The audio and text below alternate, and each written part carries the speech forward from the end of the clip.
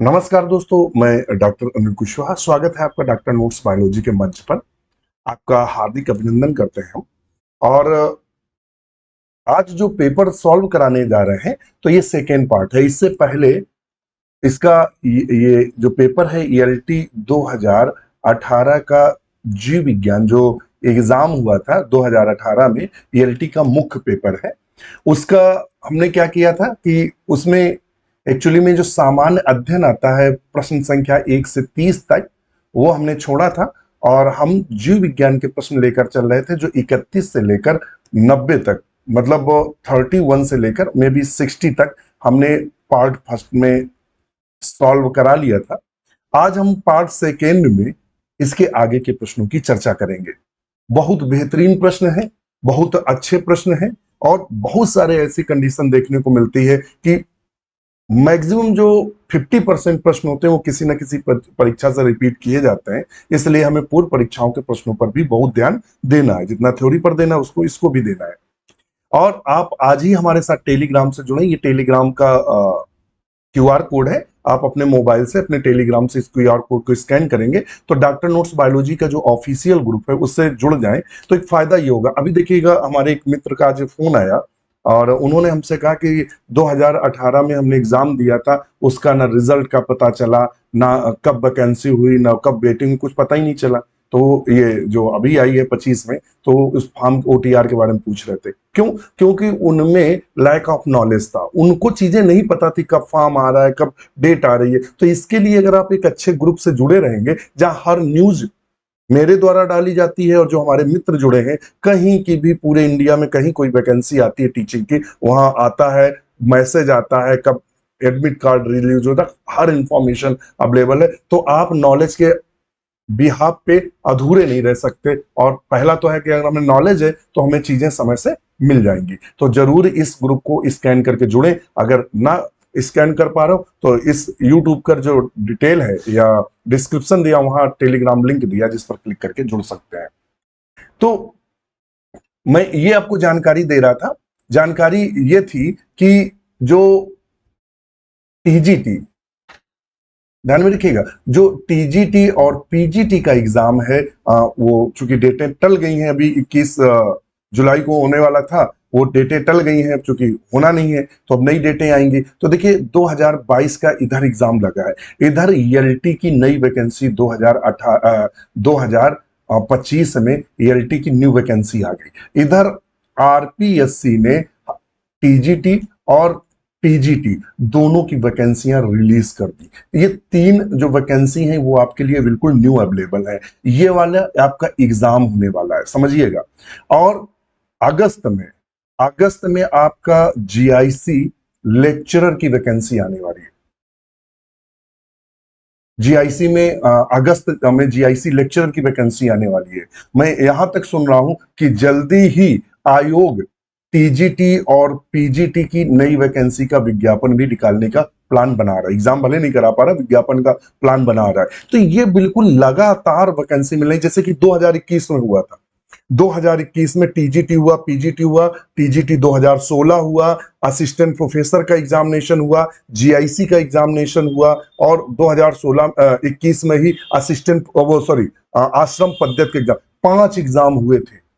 तो ये मतलब वही 21 वाली जो स्थिति है रिपीट होने जा रही है। 21 वाली स्थिति पुनः रिवाइज होने जा रही है। वैकेंसी पे वैकेंसी दिखाई दे रही है। अब आपको ये करना है कि सारी मोह माया छोड़ना है। अब आपको सिर्फ और सिर्फ तैयारी करनी है, कहीं दिमाग नहीं लगाना। चीजों को छोड़ दो, जिस स्थिति में करो और मरो की स्थिति में लग जाओ। आज से ही तैयारी करो। और मैं बता दूं कि जो ईएलटी का एग्जामिनेशन है, ये ईएलटी का जो एग्जामिनेशन है 5 से लेकर 8 माह में लगभग एग्जामिनेशन करा लेंगे। क्योंकि इनका कैलेंडर है, उन्होंने रिजर्व वहां लिख के रखा है, रिजर्व डेट, उसी किसी रिजर्व डेट में इसका एग्जाम लगा देंगे। फिर क्या करेंगे, बड़ी सी वैकेंसी हाथ से फिसल जाएगी। फिर आप तैयारी करते रहिएगा, आप दोस्तों से सलाह करते रहिएगा। तो इसीलिए मैं एक नया बैच लेके आए हैं ईएलटी का। आज ही इस बैच को ज्वाइन करें, 100 रुपए ऑफ है। जब ये ईएलटी 2025 कूपन कोड डालेंगे तो ये वैसे 1400 99 का बैच है, जैसे ही कूपन कोड डालेंगे 1399 में अवेलेबल है। आपको सारी थ्योरी क्लास, सारी MCQ class, old solve question, ये 1000 पीडीएफ, इसके अलावा जीएस के नोट्स भी आपको अवेलेबल रहेंगे। अभी जुड़े, अधिक जानकारी के लिए कॉल या मैसेज हमें कर सकते हैं। मैं इसलिए बता रहा हूं कि वैकेंसियों की लगी है। और एक और चीज है, अगर आप एक की तैयारी करेंगे तो ऑटोमेटिक ये सब तैयार होते जाएंगे, खास बात है। और हमारे जो बैचेस हैं, आगे हम इसकी जानकारी देंगे। तो देखते हैं क्वेश्चन। तो ये आपने देखा कि 150 क्वेश्चन आए थे, और इसमें हम पहले भी बता चुके हैं कि इसमें निगेटिव मार्किंग थी। ये आप पॉइंट पढ़ेंगे, ये 4 वैकल्पिक उत्तर हैं उम्मीदवारों द्वारा प्रत्येक प्रश्न के दिए गए गलत उत्तर के लिए प्रश्न पत्र में नियत किए गए अंकों में 1/3 दंड के रूप में काटा जाएगा, यानी निगेटिव मार्किंग थी। चलिए अब हम चलते हैं अपने क्वेश्चन पर।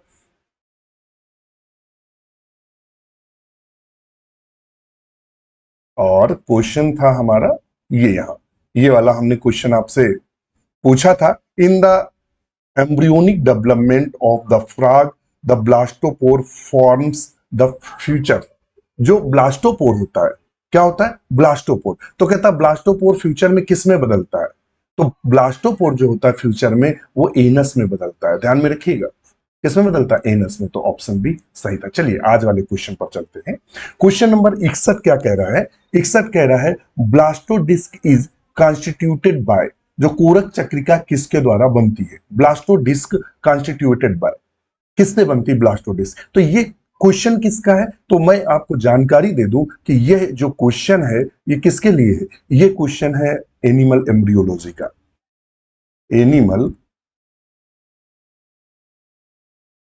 एम्ब्रियोलॉजी का क्वेश्चन है।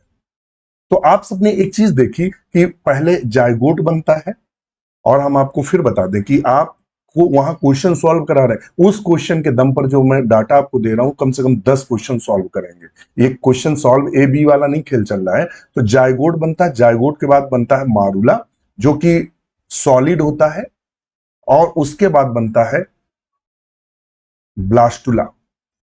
ध्यान में रखिएगा, क्या बनता है? ब्लास्टुला बनता है। तो जब ब्लास्टुला बनता है तो यहां क्या होता है? तो ये कहता है the bilaminar embryonic disc पाई जाती है। क्या पाई जाती है? डिस्क। जिसको हम, उस डिस्क को किसके नाम से जानते हैं? तो ब्लास्टोडर्म के नाम से जानते हैं। किसके नाम से जानते हैं? ब्लास्टोडर्म के नाम से जानते हैं। किसके नाम जानते हैं? तो इसको हम ब्लास्टोडर्म के नाम से जानते हैं। और एक, ये चूंकि क्वेश्चन कठिन की श्रेणी में आता है, तो हम फटाफट एक पिक्चर ड्रा कर देंगे।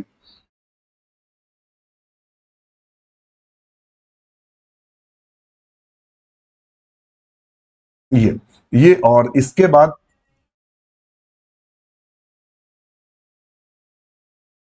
ये, और इसके बाद ये लेना,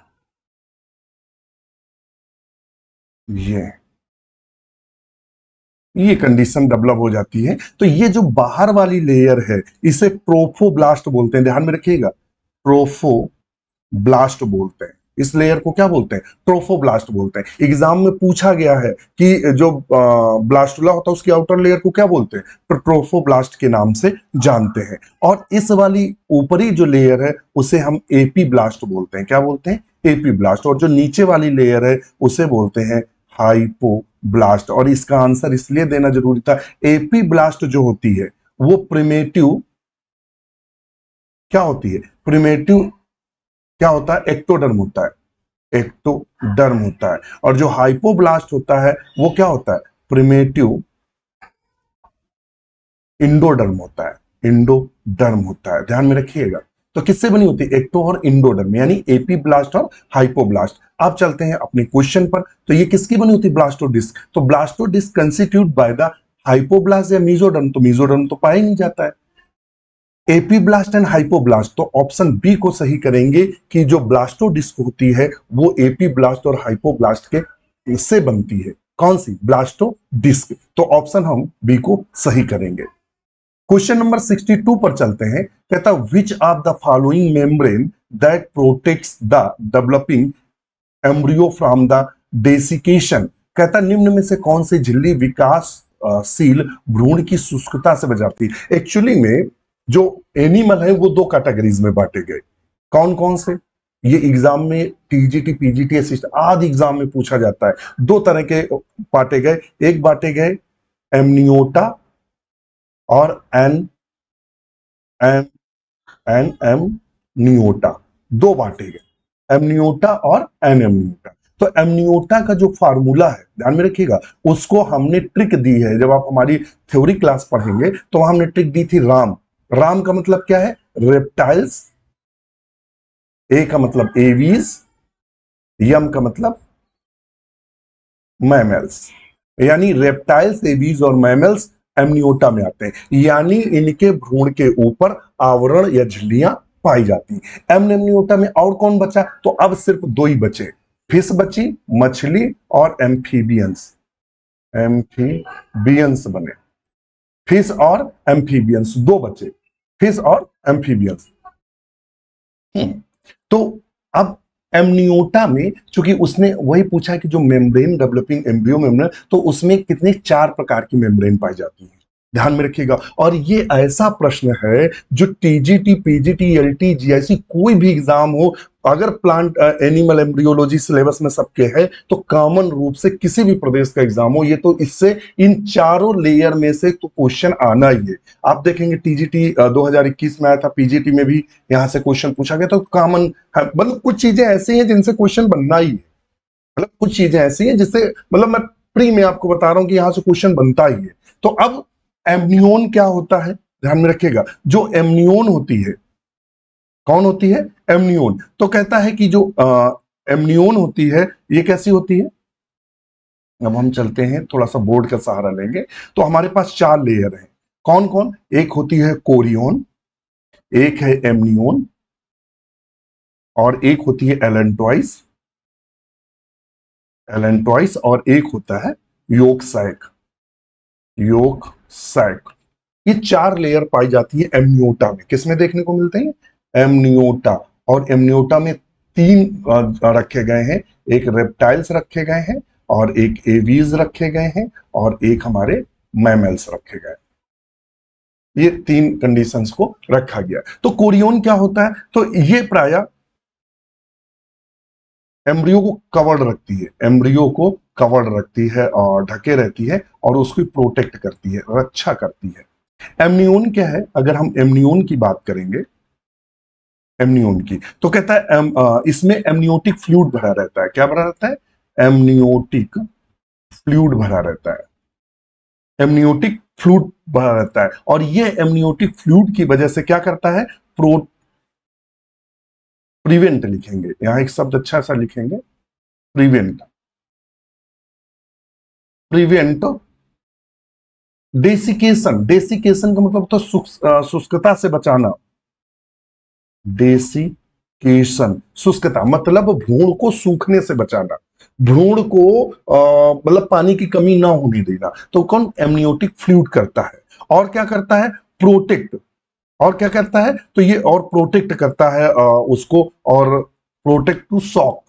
किसके लिए प्रोटेक्ट करता है? तो ये प्रोटेक्ट करता है शॉक, कि उसको मतलब शॉक वगैरह ना लगे। तो ये शुष्कता से, और बाह्य दबाव, मान लेते हैं पेट में बच्चा है, किसी ने पुश किया, तो ये एमनियोटिक फ्लूइड उस दबाव को झेल जाता है या उसको बैलेंस करता है, जिससे बच्चे पे चोट नहीं आती है। तो हमारा ऑप्शन कौन है? अच्छा, एलेंटोइस के बारे में देख लो। मान लेते हैं एलेंटोइस ना समझ पाओ, एलेंटोइस के जो कार्य होते हैं वो एक्सक्रीशन, उत्सर्जन में मदद करना, रेस्पिरेशन, रेस्पिरेशन में मदद करना, और न्यूट्रिशन, न्यूट्रिशन में मदद करना। फिर फिर एक वर्ड आता है, और यहां तो नोन एज, इसी को एलेंटोइस को किसके नाम से जानते हैं? तो कहता है known as urinary bladder. Urinary bladder exam में क्वेश्चन पूछा था, स्टार लगाएंगे, वेरी वेरी इंपॉर्टेंट। इसको यूनरी ब्लैडर के भी नाम से जानते हैं। एम्ब्रियोनिक किसके नाम जानते हैं? एम्ब्रियोनिक यूनरी ब्लैडर, यानी भ्रूण के यूनरी मुत्ताशय क्या बोलेंगे उसको हिंदी में, उसके नाम से इसको जानते हैं। और योग सैक क्या करता है? Yolk sac primary organ of nutrition. ये क्या होता है? Primary organs of nutrition.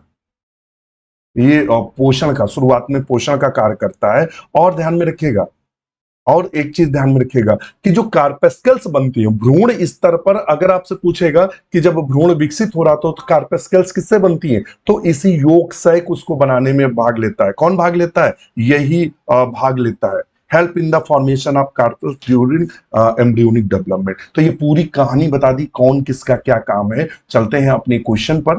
तो कौन बचाता है? तो अभी हमने बताया एमनियोन बताता है, एमनियोटिक फ्लूइड भरा रहता है इसमें।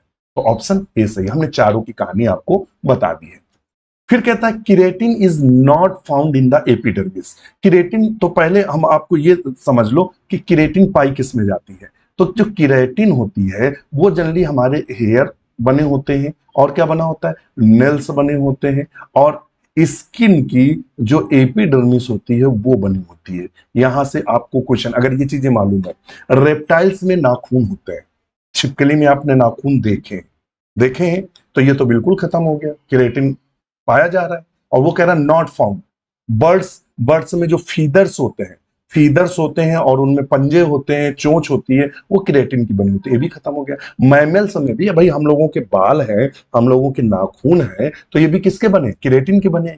अब आखिरी कौन बचा? फिश। ऑप्शन ए सही कर दो, फिश।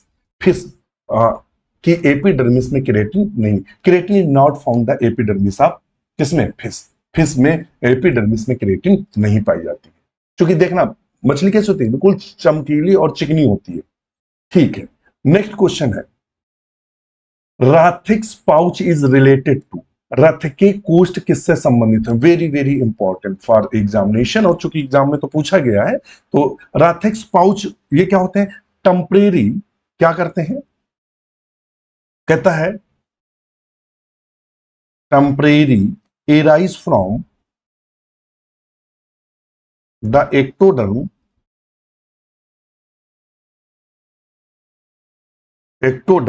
of stomodeum. स्टोमिडियम ये क्या होता है कि जो एराइज फ्रॉम एक्टोडर्मा।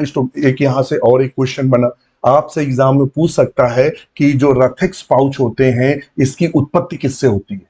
ध्यान में रखते हैं किससे उत्पत्ति होती है रथिक पाउच की? तो स्टोमेडियम जो होता है उसके एक्टोडर्म से। और स्टोमेडियम क्या होता है? ध्यान में रखिएगा, प्रिमेटिव माउथ होता है, इन फ्यूचर का माउथ होता है, प्रिमेटिव माउथ। अभी भ्रूण की ही बात चल रही है, भ्रूण में फ्यूचर में जो माउथ बनने वाला होता है उसकी एक्टोडर्म से रथिक पाउच का होता है। और रथिक पाउच किसमें कन्वर्ट होता है? तो रथिक पाउच कन्वर्ट होता है एंटीरियर पिट्यूटरी ग्लैंड में, पिट्यूटरी ग्लैंड में। अब यहां हमने इंटीरियर शब्द लगा दिया। यहां क्वेश्चन सिंपल पूछा, अगर कठिन क्वेश्चन इसको बनाएगा तो क्या कहेगा? आपसे ये कहेगा कि अगर मान लेते हैं यहां उसने दो शब्द दे दिए, एंटीरियर पिट्यूटरी, पोस्टीरियर पिट्यूटरी, तो फिर क्या करते? तो आपको टिक लगाना है एंटीरियर, क्योंकि यहां पिट्यूटरी दिया तो ऑप्शन ए को सही करना है। अगर इंटीरियर पोस्टीरियर दोनों दिया होता तो सिर्फ हम एंटीरियर पिट्यूटरी ग्लैंड का रथिक पाउच रिलेटेड है किससे? एंटीरियर पिट्यूटरी ग्लैंड से। और इसको किसके नाम है? Adeno hypophysis. और अगर ये ना देता तो क्या देता? Adeno hypophysis. इसको हम किसके नाम से जानते हैं? एडिनो हाइपोफाइसिस के नाम से जानते हैं। आज ही हमारे साथ जुड़े, आप हमारे जो नए बैचेस हैं उनके साथ जुड़े। और मैंने अभी परसों के दिन ही नया बैच लॉन्च कर दिया है, और मैं पहले भी बता चुका हूं कि लगभग 300 प्लस मित्र ऐसे हैं जो TGT, PGT, LT, GIC assistant professor में ऑलरेडी जॉब पा चुके हैं। तो बहुत ज्यादा मतलब ऐसा नहीं है। और मैं ये भी देख रहा हूं कि वही मित्र हमें ज्यादा लाइक कर रहे हैं जो हमसे पहले पढ़ चुके हैं, या कहीं बहुत सारे ऐसे मित्र हैं जो टीजीटी में हैं वो पीजीटी की तैयारी कर रहे हैं। बहुत सारे मित्र ये हैं जो एमपी में हैं और वो जुड़े हैं कि यूपी में हम आ जाएं। बहुत सारे मित्र हैं जो बिहार में जिनका हुआ था उस समय, वो फिर कह रहे हैं कि सर हमारा यूपी में हो जाए तो ज्यादा अच्छा है। तो कंटेंट अच्छा है तभी भाई। एक मेरा अपना मानना है कि कोई भी संस्थान व्यक्ति को एक बार बेवकूफ बना सकता है,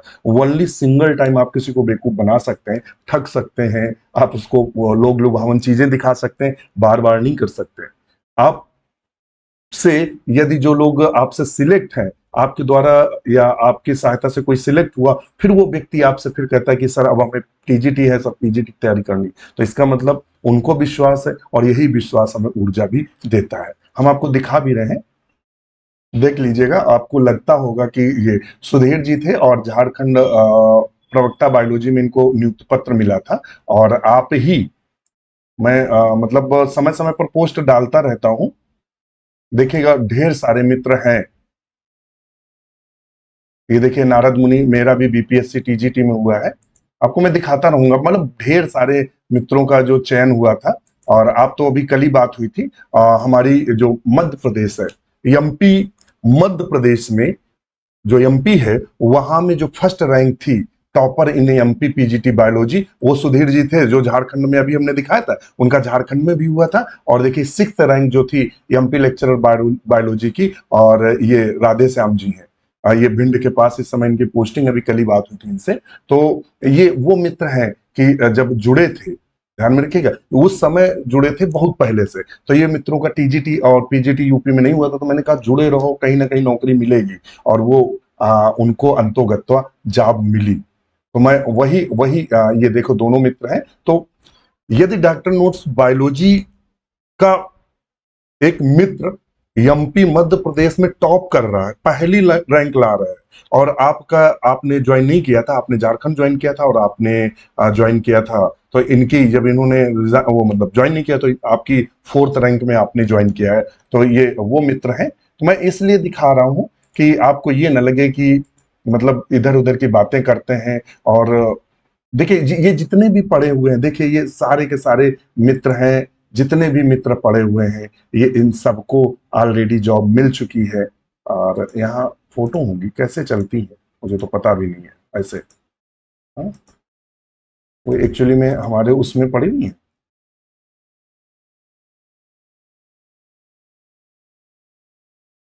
यहाँ चलेंगे, ये देखिएगा,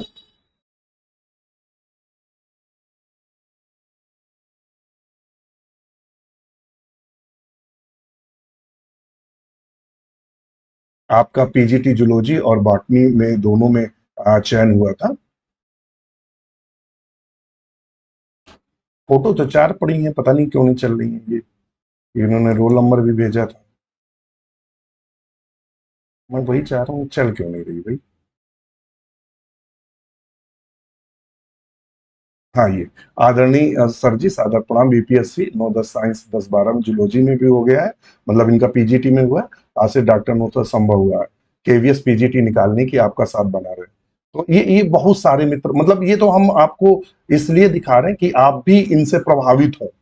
हम इसलिए नहीं दिखा रहे हैं कि ये देखिएगा, ये सारे मित्रों का आपका देखिए, ये जो बहन है हमारी, KVS biology, PGT biology, TGT biology दोनों में चयन हुआ था इनका केवीएस में। ये देखिए डॉक्टर नोट्स सिलेक्टेड जो थे उनकी लिस्टें पड़ी हुई हैं, देखिए ये सब सब चयनित वाले पड़े हुए हैं। तो मैं मतलब कुल मिलाकर ये मैं कहना चाह रहा था कि अगर आप लगे रहेंगे तो आपकी जॉब को कोई ले नहीं सकता है, और आपको जॉब मिलेगी ही। तो आज ही जुड़े, अभी जुड़े। और हमारे जो बैच हैं, ध्यान में रखिएगा, हमारा एक और बैच है, ये तो बैच है ही है, हमारा एक विजेता बैच है, ध्यान में रखिएगा। अगर आप टीजीटी और पीजीटी यूपी की तैयारी कर रहे हैं या आरपीएससी की आप तैयारी कर रहे हैं, तो अगर इनमें से कोई भी आप तैयारी कर रहे हैं, तो हमारा विजेता बैच है, आप जरूर लीजिएगा। ये केवल कितने का है? 1499 का है। और ये वाला बैच कितना है? 1499 का। इस समय ऑफर में 1399 का है। और हमारा और प्रैक्टिस बैच है, प्रैक्टिस जो बैच है, ये बिल्कुल ले लीजिएगा। कहीं का कोई एग्जाम दे रहे हो, इससे क्वेश्चन गलत होने की संभावना कम होगी, नए नए जो क्वेश्चन बना रहे हैं वो आपको बहुत हेल्पफुल होंगे। ये ओनली 699 का। अधिक जानकारी के लिए कॉल या मैसेज करें। चलिए हम चलते हैं अपने पुनः क्वेश्चन पर। क्वेश्चन नंबर नेक्स्ट कह रहा है, कंसीडर द फॉलोइंग स्टेटमेंट। अच्छा, ये वाला क्वेश्चन बोल दिया क्वेश्चन। हाँ, consider the following statement, all fishes ले एग। वो कहता है सभी जो मछलियां होती हैं वो अंडे देती हैं। फिर कहता है all birds do not fly, मतलब सारी जो क्या कहते हैं चिड़ियां होती हैं वो उड़ नहीं सकती हैं। क्या कहता है? All birds do not fly, सभी चिड़ियां उड़ती नहीं है। तो मतलब सभी जो all birds do not fly, सभी चिड़ियां उड़ती नहीं है। ऑल लिजार्ड आर पॉइजनस, जितने भी लिजार्ड हैं वो सारे पॉइजनस होते हैं। None of the mammal is poisonous, कोई भी मैमल पॉइजनस नहीं है। Poison is viper is neurotoxic, तो ये कैसा होता है, हीमोटॉक्सिक होता है, पहले तो ये समझो, टॉक्सिक होता है।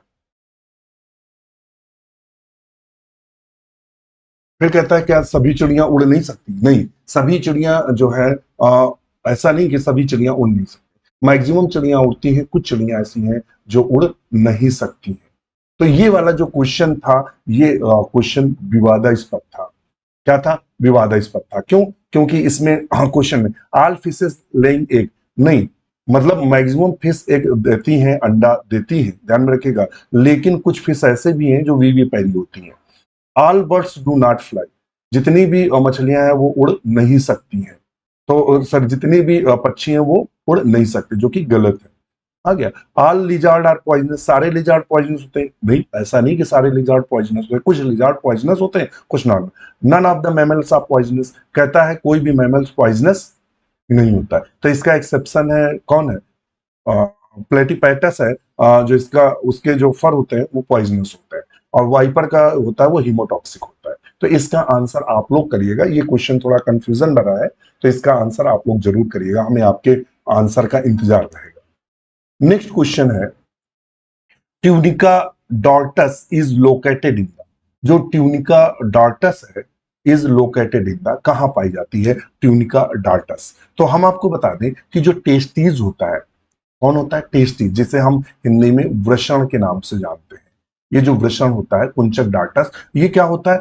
डॉर्टस लोकेटेड इन, कहां पाया जाता है? स्क्रोटम में पाया जाता है, स्क्रोटम में पाया जाता है। स्क्रोटम क्या होता है? इस तरह की जो झिल्लियां होती है, ये टेस्टीज होते हैं दो, और ये क्या है? ये स्क्रोटम है। तो स्क्रोटम की वाल में ये पाया जाता है, इस तरह की एक लेयर पाई जाती है, जिसको कुचक डार्टस, यानी छोटे छोटे ऐसे डॉट नुमा पाए जाते हैं, जिसको हम किसके नाम से जानते हैं? ट्यूनिका डॉर्टस के नाम से जानते हैं। किसके नाम जानते हैं? ट्यूनिका डॉर्टस के नाम से हम जानते हैं। इनका काम क्या होता है? तो इनका काम होता है व्रिंकलिंग स्क्रोटल स्किन, स्किन को सिकोड़ना, जिससे ठंडक बनी रहे। और आप सब जानते हैं स्क्रोटम जो होता है बॉडी टेम्परेचर से 2 से लेकर 4 डिग्री सेंटीग्रेड तक टेम्परेचर बॉडी के अपेक्षा कम रखता है। तो ऑप्शन ए को हम सही करेंगे। नेक्स्ट क्वेश्चन कहता है, रीनल पोर्टल सिस्टम अपसेंटिव, जनरली जो रीनल पोर्टल सिस्टम होता है तो वो कहता है किसमें अपसेंट रहता है रीनल पोर्टल सिस्टम? तो हम दो तरह का पोर्टल सिस्टम होता है, एक होता है हिपैटिक पोर्टल सिस्टम, और एक होता है renal portal system. Renal portal system, दो तरह का सिस्टम हमें देखने को मिलता है। इसमें से जो हिपैटिक पोर्टल सिस्टम होता है ये किस में पाया जाता है? तो ऑल वर्टिब्रेट्स में पाया जाता है, जितने भी वर्टिब्रेट हैं उनमें देखने को मिलता है। लेकिन किसमें? सब में। किसमें किसमें? जैसे कि मैमल्स में देखने को मिलता है, मैमल्स में, एम्फीबियंस में, एम्फीबियंस में देखने को मिलता है, इसके अलावा फिशेस में देखने को मिलता है, मछली में, इसके अलावा रेप्टाइल्स में देखने को मिलता है।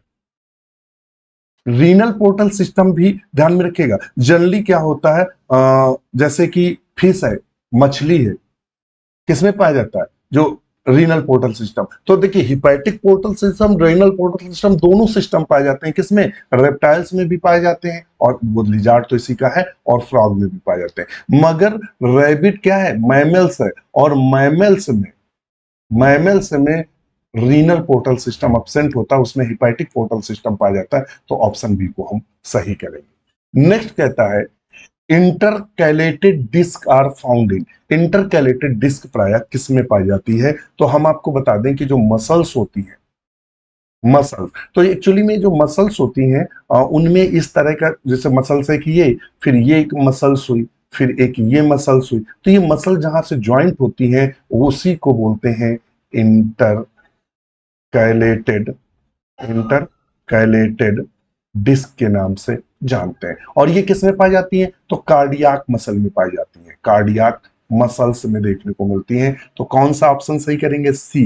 ये कहां पाई जाती हैं? तो ये प्राय कार्डियाक मसल्स में देखने को मिलती हैं। तो ऑप्शन सी इसका हम सही करेंगे। वीडियो कैसा लग रहा है कमेंट जरूर करिएगा, क्योंकि वीडियो का मतलब सिर्फ ये नहीं है, मैं फिर बता दूं, वीडियो का मतलब ये नहीं है टाइम पास होना कि इसका ए है इसका बी है। आपको चीजें समझ में आनी चाहिए, उससे रिलेटेड दोबारा क्वेश्चन, उसी क्वेश्चन को लेकर अगर इर्द गिर्द से बनाया जाए तो क्वेश्चन गलत नहीं होना चाहिए। यदि पूर्व परीक्षाओं के अगर क्वेश्चन आपके गलत होते हैं, पूछे गए और वो क्वेश्चन रिपीट होता है, गलत करके आते हैं, तो आप चैन से पहले झटके में ही बाहर है। नेक्स्ट क्वेश्चन है, Which one of the following is not a vestigial organ of man? ये क्वेश्चन रिपीट हुआ था, देखिएगा 69 में सेम क्वेश्चन है और सेम क्वेश्चन आपका रिपीट किया था। जिस मित्र को जिसने एक क्वेश्चन सही किया होगा उसको 2 नंबर मिले होंगे। कहा था, मैंने देखा था भाई इसको, उसके पहले वाले में ये क्वेश्चन रिपीटेड था, मतलब सेम क्वेश्चन उसने कॉपी पेस्ट कर दिया था। आप देखिएगा, ये देखिएगा, ये दिया है 58 पे, which are not a vestigial organ in man, ये दिया है। और यही सेम क्वेश्चन जो अभी हम आपको पढ़ा रहे हैं, ये 69, 59 पर 69 पर, which one of the following not a vestigial organ of man, तो वही है एपिग्लॉटिस। बकाया क्या है, वेस्टिजियल। ऑसेसियन, ऑसेसियन क्या होते हैं, या वेस्टिजियल ऑर्गन ऐसे जो हमारे पूर्वजों में डेवलप थे, मगर वो कार्य न करने के कारण हमें अवशेष के रूप में पाए जाते हैं। नेक्स्ट क्वेश्चन है, which of the following is the closest relative of man? निम्नलिखित में मनुष्य के सबसे निकट संबंधी कौन है? कहता है ऑर्गुंटान, जावा मैन, क्रो-मैग्नन मैन और हेडलबर्ग मैन। तो इनके बारे में थोड़ा सा डिटेल हम देंगे, आप चाहें तब भी, ना चाहें तो तब भी, चूंकि क्वेश्चन यहां से फंसा है और इसमें से क्वेश्चन फंसते हैं, तो ध्यान में रखिएगा। जैसे जावा मैन है, जावा मैन बहुत पूछता है। जावा मैन को डिस्कवर किसने किया था, खोजा किसने था? तो इनको खोजा था यूजीन डुबोइस ने। किसने खोजा था? यूजीन डुबोइस ने। कहां खोजा था? प्लिस्टोसीन, प्लिस्टोसीन रॉक से खोजा था, रॉक से। और कहा? जावा में खोजा था। जावा इस समय कहां है? इंडोनेशिया में है, इसीलिए इसका नाम जावा पड़ा, पहला नंबर।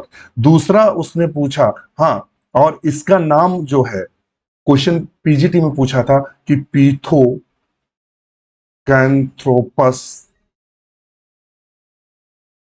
इरेक्टस, ये नाम दिया था यूजीन डुबोइस ने। एक वैज्ञानिक आए मायर, मायर ने 1950 में इसका एक नया नाम दिया, होमो इरेक्टस, होमो इरेक्टस। अब यहां से क्वेश्चन पूछ सकता है जावा मैन का जूलॉजिकल नेम क्या है? तो होमो इरेक्टस किसने दिया? मायर ने। पिथोकैंथ्रोपस इरेक्टस किसने दिया था? यूजीन डुबोइस ने।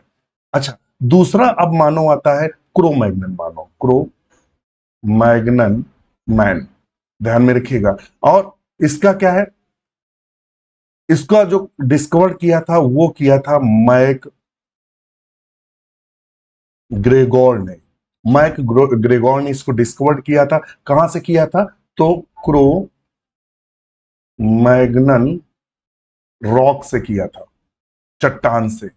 कहां ये पाई जाती है? तो ये चट्टान फ्रांस में मिली थी, जहां से इसको खोज किया गया था। इसमें ध्यान में रखिएगा, यूज स्किन क्लॉथ, ये क्लॉथ, स्किन क्लॉथ का मतलब है ये क्या थे? चमड़ी के दूसरे जो जंतु थे उनकी चमड़ी उतारकर पहनते थे। और क्या करते थे? पेंटिंग करते थे, पेंटिंग आदि करते थे। और सबसे closest in man, closest in, क्या बोल सकते हैं, जो प्रेजेंट मैन है, उनके सबसे क्लोजेस्ट थे, सबसे। तो ऑप्शन ए क्रो-मैग्नन सही होगा। अब अगला है हीडलबर्ग मैन। ये क्या है? इसको जो डिस्कवर किया था, इसको जो खोजा था, वो किसने खोजा था? तो ओट्टो, वैज्ञानिक का नाम क्या था? ऑट्टो स्क्वेटेनसेक, इन्होंने इसको डिस्कवर किया था। कहां से किया था? तो इनको खोजा था हीडलबर्ग, ये जगह कहां पाई जाती है? जर्मनी में, वहां से इसको खोजा था। और ये ध्यान में रखिएगा, खास प्रश्न है, वो इन्होंने एक और बहुत बेहतरीन प्रश्न है यहां से उठता है कि इंटरमीडिएट, ये किसका इंटरमीडिएट है? इंटरमीडिएट किसके लिए है? पिथोकैंथ्रोपस, पिथोकैंथ्रोपस एंड निएंडरथल मैन। पिथोकैंथ्रो जावा और निएंडरथल के बीच का लिंक है। इसमें जावा मानव के भी लक्षण मिल रहे थे और निएंडरथल के भी लक्षण मिल रहे थे, तो ये बहुत अच्छा था, इसलिए डाटा हमने आपके साथ शेयर किया। तो अच्छा, हमारा सबसे क्लोज रिलेटिव कौन हुआ? तो हमने जावा मैन भी समझ लीजिए, यहां से अगर क्वेश्चन बनेगा तो आपका गलत नहीं होगा। क्रोमैग्नन भी बता दिया, हेडलबर्ग भी बता दिया। चल नेक्स्ट क्वेश्चन है, mutation is essential for evolution because. जो म्यूटेशन है वो इसेंशियल है फॉर इवोल्यूशन बिकॉज, किस कारण? इट काज रिकॉम्बिनेशन, ये रिकॉम्बिनेशन उत्पन्न करता है। इट प्रोड्यूस न्यू वेरिएशन, इससे क्या होता है? नई नई वेरिएशन डेवलप होती है, विविधताएं होती हैं, भिन्नताएं होती हैं, जिससे एवोल्यूशन होता है, जैव विकास होता है। तो ऑप्शन बी को सही करें। फिर कहता है oviparous mammals originated in the period of. जो ओविपेरस अंडा देने वाले स्तनियों का उद्भव किस काल में माना जाता है? तो आप सब जानते हैं कि जो मैमल्स हैं वो 3 कैटेगरी में बांटे गए, प्रोटोथीरिया, प्रोटोथीरिया और मेटाथीरिया, थीरिया और यूथीरिया। प्रोटोथीरिया में egg laying animals, egg laying क्या थे? मैमल्स थे, जैसे कि प्लेटिपस। मेटाथीरिया में कौन आए? कंगारू आए। कौन है? कंगारू, जो क्या करते थे? इमैच्योर बच्चे देते हैं और अपनी थैली में रखते हैं, मार्सुपियल जो पाउच होता है उसमें रखते हैं बच्चे को, तब तक रखते हैं जब तक वो यंग ना हो जाए, मतलब मैच्योर ना हो जाए। और यूथीरिया में और आते हैं जो मैच्योर बच्चे को जन्म देते हैं। 3 कैटेगरीज। तो कहता है ओविपेरस मैमल्स का ओरिजिनेट कम माना जाता है। तो इनका जो ओरिजिनेशन माना जाता है वो कम माना जाता है, तो वो ट्राइसिक पीरियड को माना जाता है। किसको माना जाता है? ट्राइसिक पीरियड को, ध्यान में रखिएगा। और उस समय डायनासोर का भी मतलब डेवलपमेंट था और इनका भी डेवलपमेंट था, तो ऑप्शन बी को हम सही करेंगे। नेक्स्ट क्वेश्चन है, synaptic speciation occur due to the. सूत्र युग्मक जाति का उद्भव, बिल्कुल नया शब्द है, किताब में आपको जल्दी मिलेगा नहीं। सिनेप्टिक स्पेसिएशन क्या होता है? तो रिप्रोडक्टिव आइसोलेशन होता है, ध्यान में रखिएगा, जीवों का रिप्रोडक्टिव आइसोलेशन evolved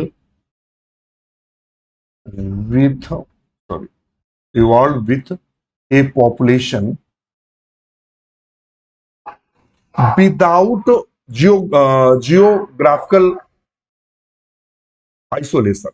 मतलब एक ही जगह कुछ जीव ऐसे डेवलप हो रहे हो कि उनमें जनन अलगाव हो जाए, वो आपस में कुछ पीढ़ियों बाद, मतलब 100-200 पीढ़ियों बाद, 1000-1500 पीढ़ियों बाद वो आपस में जनन न कर सके, लेकिन रह रहे हो, एक ही जगह रह रहे हो, ऐसी कंडीशन सिनेप्टिक स्पेसिएशन कहते हैं। अगर, और ये किसके कारण होता है?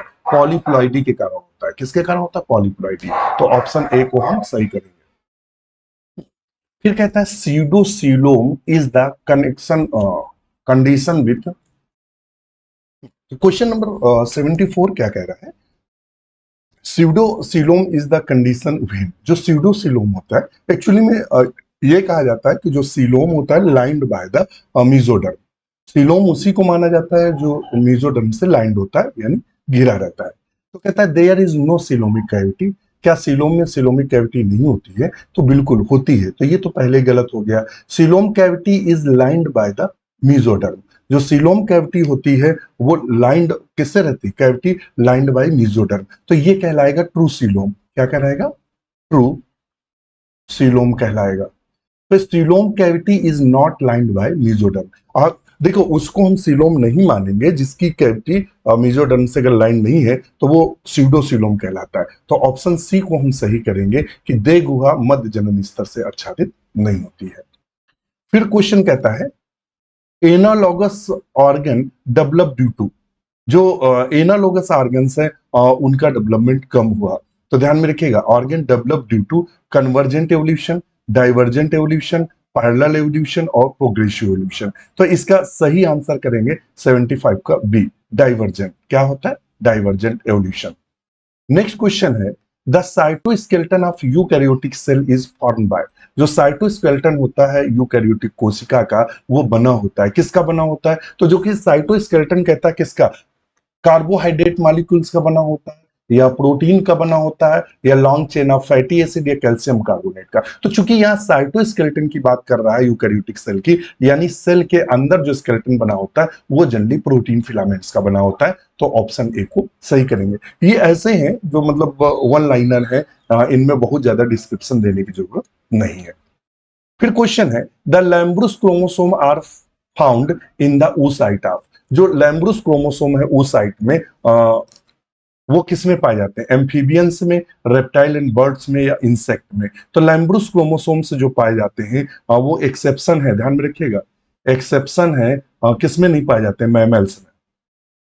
ध्यान में रखिए, एक्सेप्शन है, मैमल्स में नहीं पाए जाते हैं। ये किस में पाए जाते हैं? ये एम्फीबियंस में पाए जाते हैं, इंसेक्ट में पाए जाते हैं, और बर्ड्स में पाए जाते हैं। तो यहां एम्फीबियंस दिया है, तो ऑप्शन को क्या देखिए, रेप्टाइल के साथ बर्ड दिया है, इंसेक्ट है, स्टारफिश के साथ दिया है, तो ये भी गलत है। ऑप्शन ए को हम सही करेंगे। नेक्स्ट क्वेश्चन है, most of the prokaryotic cells are devoid. जितनी भी प्रोकैरियोटिक सेल्स होती हैं, डिवॉइड मींस होता है अनुपस्थित होना या नहीं पाया जाता है। तो प्रोकैरियोटिक सेल में क्या नहीं पाया जाता है? तो प्रोकैरियोटिक सेल्स में तो आप सब जानते हैं क्या पाया जाता है। तो उसमें आते हैं जनरली बैक्टीरिया आते हैं, बैक्टीरिया आते हैं, और ब्लू ग्रीन एल्गी आता है, ब्लू ग्रीन एल्गी आता है, या शैवाल आता है। ये हमें देखने को मिलते हैं, बैक्टीरिया और ब्लू ग्रीन एल्गी। तो अब क्या नहीं पाया जाता इनमें? तो कोलेस्ट्रॉल, या कहता है कार्डियोलिपिन। कार्डियोलिपिन जनरली माइटोकॉन्ड्रिया में पाई जाती है, माइटोकॉन्ड्रिया की इनर वॉल में पाई जाती है। किसमें पाई जाती है? इनर वॉल में पाई जाती है। न्यूक्लिक एसिड का मतलब डीएनए और आरएनए।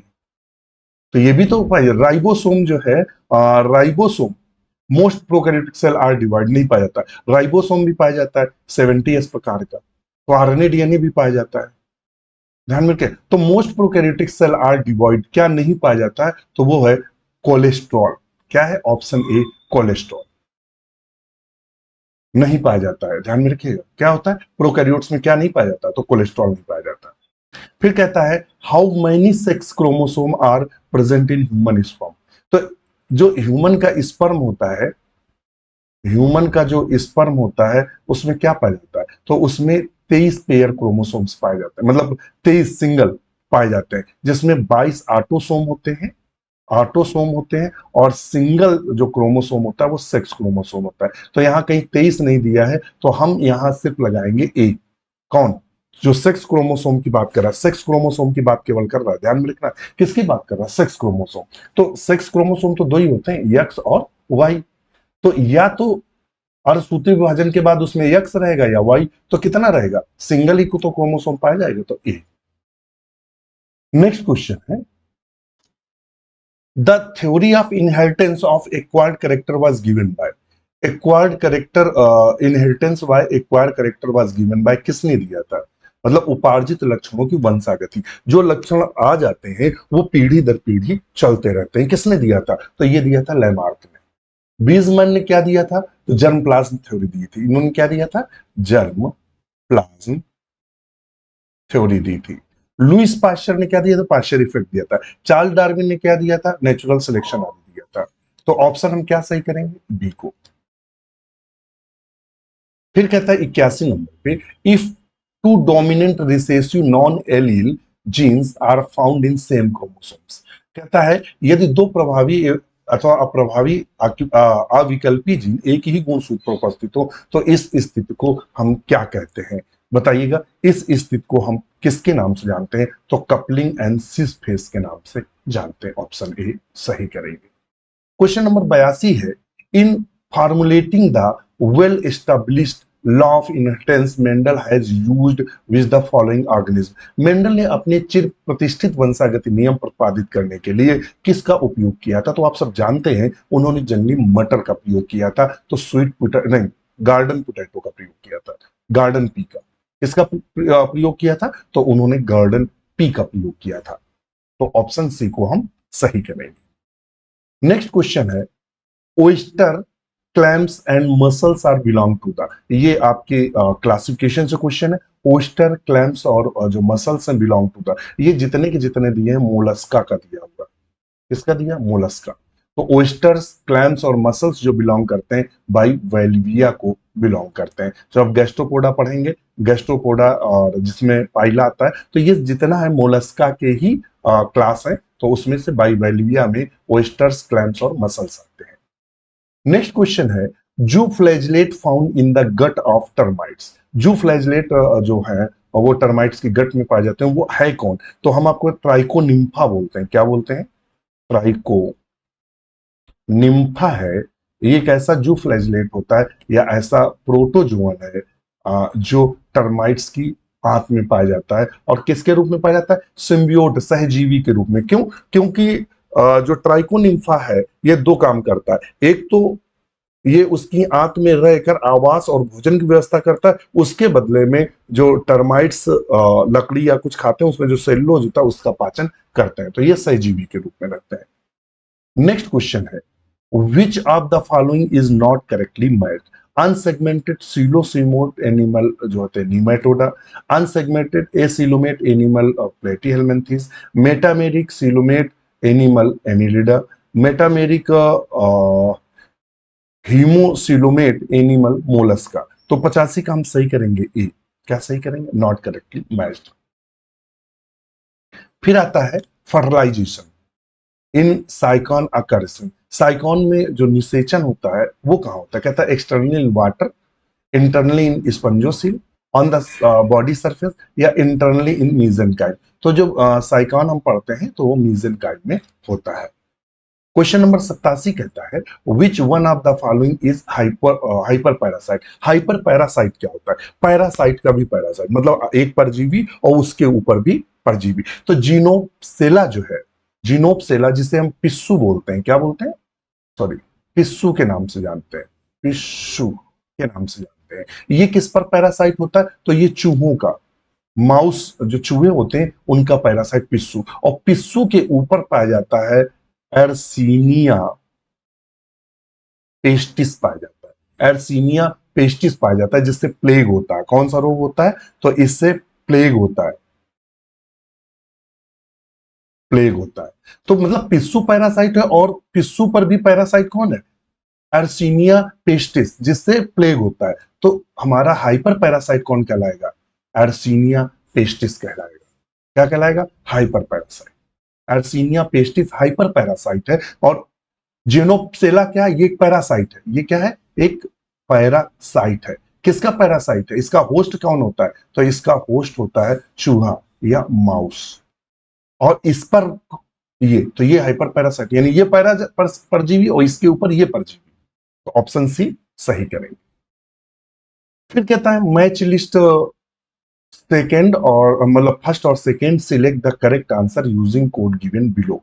ये दोनों को मैच कराना है। डेंगू फीवर किससे होता है? तो आप सब जानते हैं एडीज एजिप्टाइस होता है। एलिफेंटेसिस किससे होता है? तो ये क्यूलेक्स फैटिगेंस से होता है। कालाजार किससे होता है? कालाजार फ्लियोबॉटमस से होता है। स्लीपिंग सिकनेस किससे होता है? ग्लोसिना, जिसे सीसी फ्लाई कहते हैं। कल ही तो क्लास एलटी बैच में कल हमने आपको वो पढ़ाया था, ट्रिपैनोसोमा। ट्रिपैनोसोमा जो स्लीपिंग सिकनेस, पूरी हमने इसका लाइफ साइकिल बताई है कल एलटी वाले बैच में। और काला जार के बारे में भी हमने कल बताया था, और डेंगू फीवर के बारे में बताया था। ये चीजें हम आपको बता चुके हैं।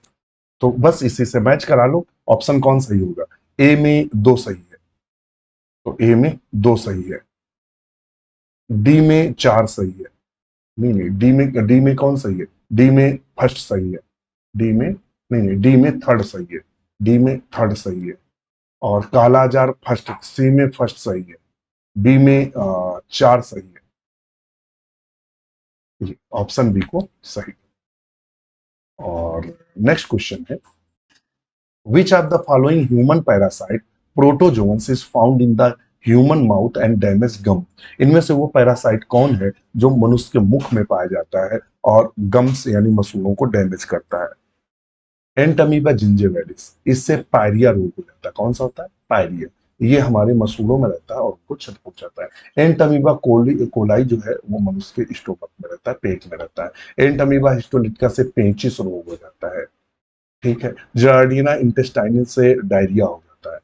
तो हमारा जो, चूंकि उसने ह्यूमन माउथ से और डैमेज गम करता है, तो ऑप्शन ए सही है। और आज का लास्ट क्वेश्चन कहता है, fission a method reproduction is commonly found in. जो विखंडन है वो प्रजनन की विधि सामान्यतः किसमें पाई जाती है? तो ऑप्शन 90 में, प्रोटोजोवंस में, हेलमिंथीज में, एनिलिडा में, या आला एवं में। तो इसका आंसर आप करेंगे, हमें आपके आंसर का इंतजार रहेगा। वीडियो कैसा लगा कमेंट जरूर करिएगा, हमें आपके कमेंट्स का इंतजार रहेगा। इसी के साथ हमें आज्ञा दीजिए, नमस्कार।